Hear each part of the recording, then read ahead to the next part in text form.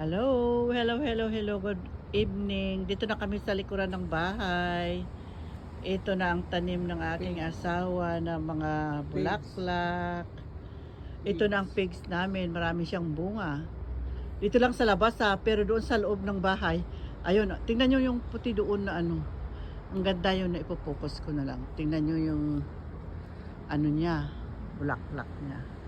Yan, ang gaganda oh. Very attractive. Pwede lang iuwi sa Pilipinas, iuwi ko para may meron tayong tatanim dyan.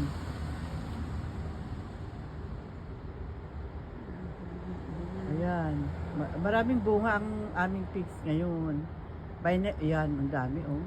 Lalo na sa loob ng bahay. Ito lang ay sa sa likod ng bahay namin. Sa harap ng ngayon pupunta na tayo sa mga bulaklak. Ito na. Tingnan nyo yung mga mahilig sa mga bulaklak, mga kaibigan. Ang gaganda oh.